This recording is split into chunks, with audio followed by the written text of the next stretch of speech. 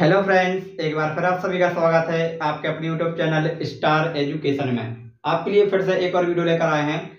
आज की वीडियो में हम क्लास 12 फिजिक्स के लिए जो संकल्प बैच लॉन्च किया गया है उसके पार्ट नंबर 2 के बारे में डिस्कस करने वाले हैं। इससे पिछली वीडियो हमने पार्ट नंबर 1 कंप्लीट कर लिया है, जिसमें हमने कूलाम का नियम और आवेश तथा आवेश के गुण के बारे में डिस्कस किया था। तो आज की वीडियो में जो टॉपिक होने वाला है वो हमारा होने वाला है गाउस की प्रमेय। यह टॉपिक बहुत ही इंपॉर्टेंट है 2025 के एग्जाम की दृष्टि से। तो आप वीडियो में शुरू से लेकर अंत तक बने रहें और यदि वीडियो पसंद आए तो वीडियो को लाइक जरूर करें। तो आइए स्टार्ट करते हैं आज का हमारा वीडियो। तो आज की वीडियो हम देखेंगे गाउस की प्रमेय।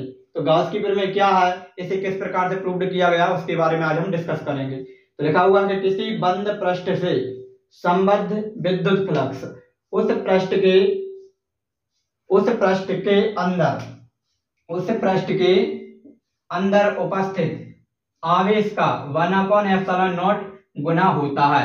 यानी क्या कहा गया है कि किसी बंद पृष्ठ से संबद्ध विद्युत फ्लक्स, तो विद्युत फ्लक्स होता है फाई, उस पृष्ठ के अंदर उपस्थित आवेश का, किसका, आवेश का कितने गुना, 1/एप्सिलॉन, तो 1/एप्सिलॉन नॉट गुना होता है। यानी 1/एप्सिलॉन 0 और क्यू का जब गुणा करेंगे तो हमें विद्युत फ्लक्स मिलेगा। तो ये कैसे प्रूव्ड होता है इसके बारे में आज हम डिस्कस करने वाले हैं। तो सबसे पहले हम एक डायग्राम बनाएंगे। तो यहाँ पर एक डायग्राम बना लेते हैं। पृष्ठ किसी प्रकार का बना सकते हैं। इस पृष्ठ से संबद्ध विद्युत फ्लक्स हमने मान लिया फाई है। इस पृष्ठ के अंदर हमने यहाँ पर मान लो एक बिंदु मान लिया O और इस पर हमने प्लस क्यू आवेश रख दिया। तो इस प्लस क्यू आवेश के कारण विद्युत क्षेत्र की तीव्रता हो जाएगी E, जो कि बाहर की ओर रहती है प्लस के कारण। अब इस पूरे पृष्ठ पर हम एक छोटा सा अल्प पृष्ठ मानेंगे। क्या मानेंगे, अल्प पृष्ठ। तो हमने एक अल्प पृष्ठ मान लिया, इधर नाम दे दिया A और B। अब एक घनकोण होता है, तो घनकोण क्या होता है, तो पृष्ठ द्वारा केंद्र पर बनाया गया कोण क्या कहलाता है, घनकोण। तो इस अल्प पृष्ठ AB द्वारा इस बिंदुओं पर जो कोण बनाया जाएगा उसे हम घनकोण बोलेंगे। तो यहां से एक घनकोण बनाएंगे। तो यहां से हमने एक घनकोण बना दिया। तो अब अल्प पृष्ठ द्वारा बन रहा तो इसको हम अल्प घनकोण बोलेंगे, यानी डी ओमेगा। ओमेगा होता है घनकोण, डी लगा दिया तो अल्प हो गया।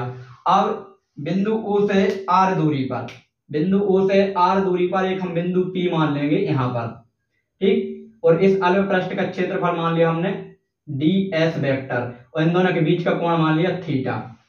हमारा चित्र बन के कंप्लीट हो गया है। अब इसको हम प्रूव्ड करेंगे। तो सबसे पहले हम लिखेंगे इस अल्प पृष्ठ AB से संबद्ध विद्युत फ्लक्स। तो लिख देंगे अल्प पृष्ठ AB से संबद्ध विद्युत फ्लक्स। तो विद्युत फ्लक्स क्या होता है, तो विद्युत फ्लक्स होता है फाई, अल्प निकाला तो डी लगा दिया।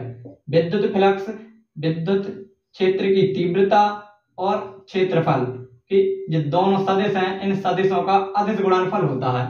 अब यहां से हम जब वेक्टर और डॉट हटाएंगे तो cos थीटा आ जाएगा। तो d फाई बराबर E ds cos थीटा आ जाएगा। अब E क्या है, तो E होती है विद्युत क्षेत्र की तीव्रता। तो इसका फॉर्मूला आप याद रखेंगे, इस पे से 2025 में न्यूमेरिकल आया था।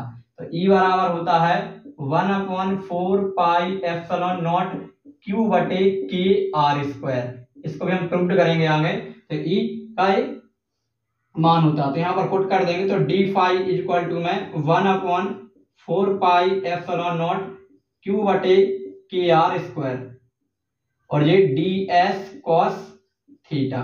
ये हमारा आ गया अल्प पृष्ठ से संबद्ध विद्युत फ्लक्स। अब अल्प पृष्ठ यानी इसका मान आ गया, इस AB का। लेकिन ये पूरे पृष्ठ की जब बात करेंगे तो इस पृष्ठ पर अनंत अल्प पृष्ठ उपस्थित होंगे। तो अब उन अनंत अल्प पृष्ठ को हम बार बार थोड़ी इस प्रकार से निकालेंगे। तो हम क्या करेंगे, एक बार निकाल के इसका समाकलन कर देंगे। यानी एक बार जो अल्प पृष्ठ का मान निकल के आएगा उसका हम समाकलन करेंगे तो हमें पूरे पृष्ठ का मिल जाएगा। तो हम लिखेंगे संपूर्ण पृष्ठ, संपूर्ण पृष्ठ से संबद्ध, संपूर्ण पृष्ठ से संबद्ध विद्युत फ्लक्स, विद्युत फ्लक्स। तो क्या हो जाएगा, संपूर्ण पृष्ठ हो जाएगा फाई। अब हमें संपूर्ण से निकालना तो इस अल्प का समाकलन करेंगे। लिखेंगे समाकलन सरफेस, यानी सतह का समाकलन। जो सतह बनी हुई है इसका क्या करना, समाकलन, और डी फाई। Equation number 1। इस इक्वेशन नंबर 1 में हम क्या करेंगे, डी फाई की वैल्यू पुट कर देंगे। तो phi is equal to surface of समाकलन 1/4 पाई एप्सिलॉन नॉट क्यू बटे K R square D S cos theta. अब इस समाकलन के बाहर सभी राशियां बाहर निकलेंगी जो कि कांस्टेंट है, नियत है, बाकी सब अंदर रहेगा। तो 1/4 पाई एप्सिलॉन नॉट क्यू बटे के को बाहर कर लेंगे। तो phi is equal to 1/4 pi not Q बटे के समाकलन ऑफ सरफेस, इसके अंदर रहेगा क्या क्या, डी एस कॉस थीटा बटे आर स्क्वायर। ये डी एस कॉस थीटा बटे आर स्क्वायर है, जो है किसका, डी ओमेगा यानी घन कोण का मान। किसका मान है जी, घन कोण का। लेकिन इसके आगे लगा हुआ है समाकलन, समाकलन यानी पूरे कोण का मान। तो पूरा कोण हो जाएगा हमारा ओमेगा और इसकी वैल्यू हो जाती है समाकलन डी एस कॉस थीटा बटे आर स्क्वायर। तो क्या करेंगे, इस पूरी की वैल्यू क्या है, ओमेगा, तो उठाकर यहाँ पर पुट कर देंगे। तो phi is equal to 1/4 pi epsilon not Q बटे के इंटू ओमेगा। अब ये ओमेगा क्या है, घन कोण। तो ओमेगा का मान कितना होता है, तो ओमेगा का मान होता है 4 पाई। कैसे होता है, तो यहाँ पर मैं आपके लिए एक्सप्लेन करता हूँ। तो घन कोण ओमेगा बराबर होता है गोले का पृष्ठीय क्षेत्रफल। तो गोले का पृष्ठीय क्षेत्रफल होता है 4 पाई आर स्क्वायर और बटे में यहां से यहां तक की दूरी का वर्ग, यानी केंद्र से परिधि तक की दूरी क्या है, आर। तो आर का स्क्वायर, इससे इसको कैंसिल करेंगे तो ओमेगा बराबर हो जाएगा 4 पाई, यानी ओमेगा का मान 4 पाई होता है। तो इस ओमेगा की जगह पर 4 पाई पुट कर देंगे। तो यहाँ पर नोट करेंगे क्या हो जाएगा, phi is equal to 1/4 pi epsilon not Q बटे के। इस ओमेगा की वैल्यू क्या हो जाएगी, 4 पाई। तो यहाँ पर पुट करेंगे 4 पाई, लेकिन ये 4 पाई होती कब है, जब ये बिंदु पृष्ठ के अंदर उपस्थित हो। यदि बाहर उपस्थित होगा तो फिर इसका मान 4 पाई नहीं होगा, अंदर होगा तभी इसका मान 4 पाई होगा।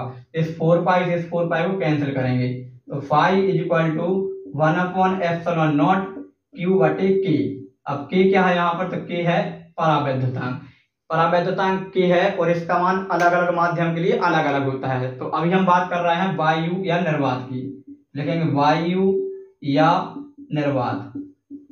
तो वायु या निर्वात में के की वैल्यू होती है 1। तो यहाँ पर इसकी वैल्यू 1 पुट करेंगे तो फाई इज इक्वल टू 1/एप्सिलॉन नॉट इनटू क्यू।